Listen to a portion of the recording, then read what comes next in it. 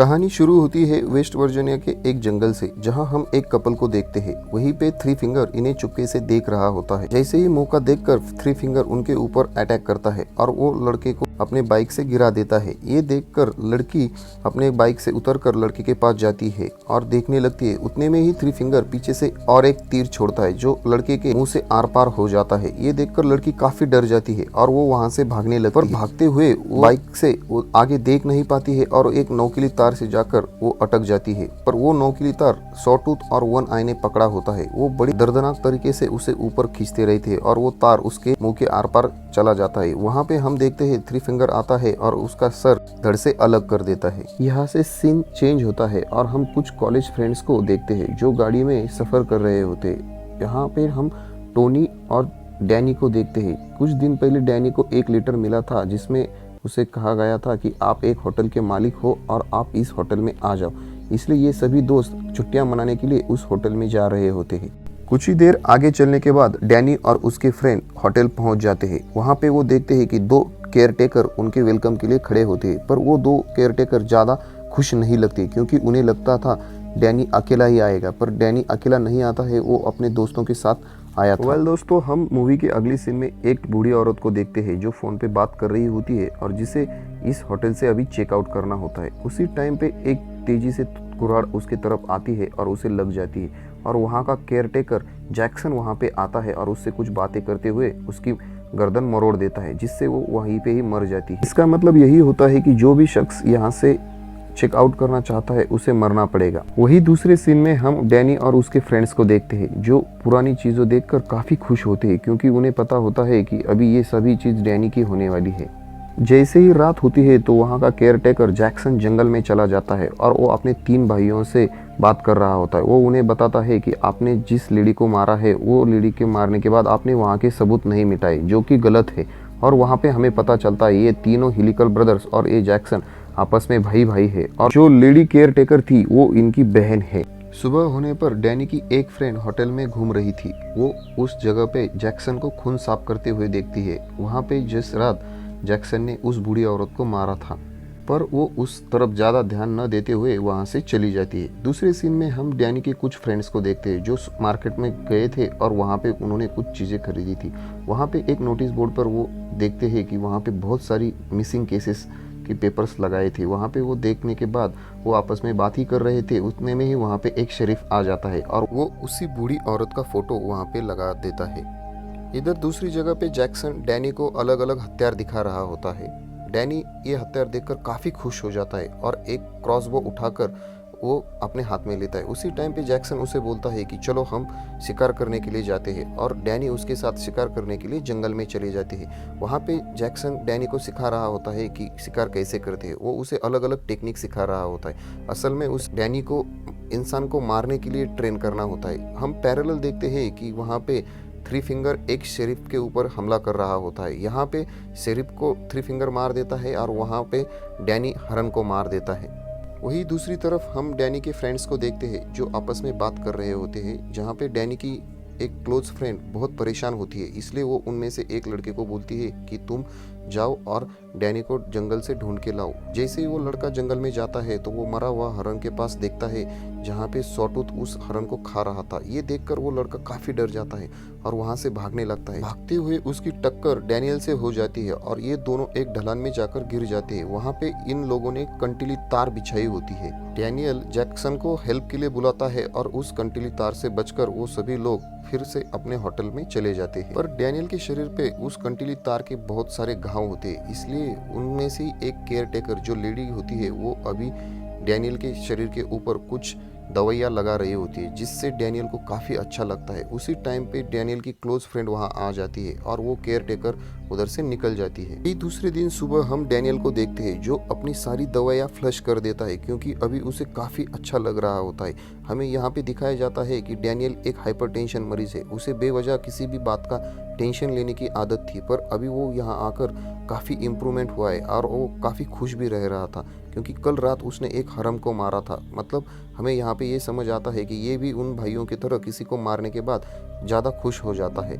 बाद में हम देखते हैं कि अभी डैनियल उनके फ्रेंड को बताता है कि मुझे ये होटल अभी पसंद आया है और मैं यहीं रहूँगा और यहाँ रहकर यही होटल चलाऊंगा। तो बाकी फ्रेंड्स उसे बोलते हैं कि अभी हमें यहाँ नहीं रहना है, हम कल सुबह यहाँ से निकलने वाले हैं। उसी टाइम पे हम दूसरे सीन में देखते हैं उनमें से दो जो लोग काफ़ी लालची होते हैं वो उस होटल की महंगी चीज़ें चुराने लगते हैं और महंगी चीज़ें चुराते चुराते उनको एक रास्ता नज़र आता है और वो रास्ता खोलकर वहाँ से वो बेसमेंट में चले जाते हैं। जैसे ही वो बेसमेंट में चले जाते हैं वहाँ पे एक अलग सी जगह उनको देखती है जहाँ पे कुछ लोग इंटीमेट हो सकते हैं और वहाँ पे बाजू में पब्लिक उनको देख सकती है। तो ये दोनों उसी जगह पे एक दूसरे के साथ इंटीमेट होते हैं, पर ये सब वही केयर टेकर लेडी देख रही होती है। उसी टाइम पे ये तीनों हेलिकल ब्रदर भी वहाँ पे आ जाते हैं और लड़के के सर पर कुछ मारकर उसे बेहोश कर देते हैं और उस लड़की के हाथ और पैर उसके बॉडी से अलग कर देते हैं, जिससे उस लड़की की बहुत बुरी तरह से मौत हो जाती है। उसके बाद वो लड़के के ऊपर भी हमला करने ही वाले होते हैं, पर वो केयर टेकर उन्हें मना कर देती है और उसे अपने रूम में ले जाती है।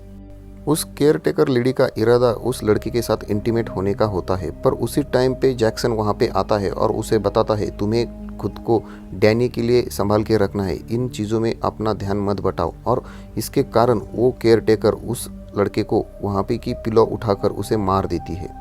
अगले ही सीन में हम डैनी केयर टेकर और जैक्सन को बात करते हुए देखते हैं। वो उसे कन्वे करते हैं कि तुम्हें हमारे साथ हमारे गांव चलना चाहिए, वहाँ पे हमारे जो पूर्वज है उनसे मिलना चाहिए। इसलिए डैनी उनसे हाँ बोलता है और उनके साथ जंगल के रास्ते होते हुए एक गांव चला जाता है। डैनी वहाँ पे बहुत सारे डिफॉर्म लोगों को देखता है और वो लोगों को देखने के बाद वो जैक्सन से पूछता है, तो जैक्सन उसे बोलता है कि इनके जो मदर और फादर थे वो प्योर ब्लड नहीं थे, जिसके कारण ये डिफॉर्म लोग पैदा हुए हैं।